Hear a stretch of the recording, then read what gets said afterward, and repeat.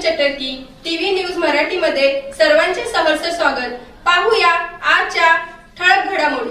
मुंबई शहरातील उपनगर पवई येथील भीमनगर झोपडपट्टीवरील कारवाईची न्यायालयीन चौकशी करा। खासदार वर्षा गायकवाड।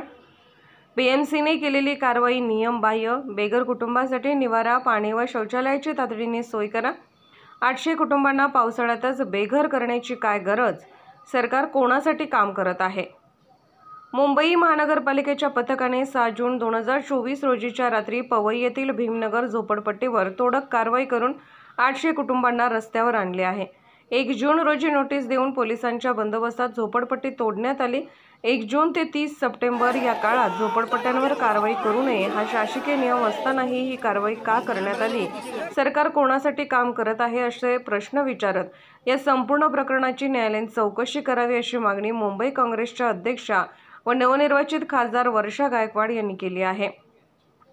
खासदार वर्षा गायकवाड यांनी पवई येथील भीमनगरला भेट देऊन बीएमसीने केलेल्या कारवाईची पाहणी केली व स्थानिकांशी संवाद साधला।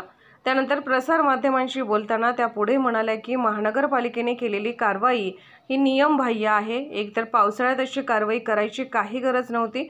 कारवाई करण्यापूर्वी या लोकांना काही वेळ द्यायला हवा होता, पण तोही दिला गेला नाही। या गरीब लोकांचा सहानुभूतीपूर्वक विचार करायला हवा होता, तोही केला नाही। बीएमसीने या कुटुंबांना सबसेल बेघर केले आहे। त्यांचे संसार उघड्यावर आले आहेत।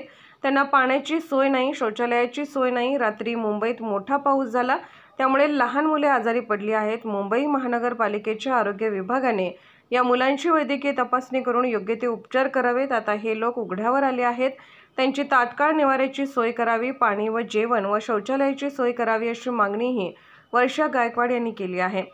मुंबई काँग्रेसचे प्रवक्ते आणि मीडिया समन्वयक सुरेशचंद्र राजहंस यांच्याकडून ही माहिती प्रसिद्धीस देण्यात आली।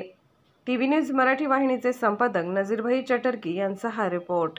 पुढील बातम्या पाहण्यासाठी आपले चॅनल लाईक आणि सबस्क्राइब करा व बेल आयकॉन दाबायला विसरू नका।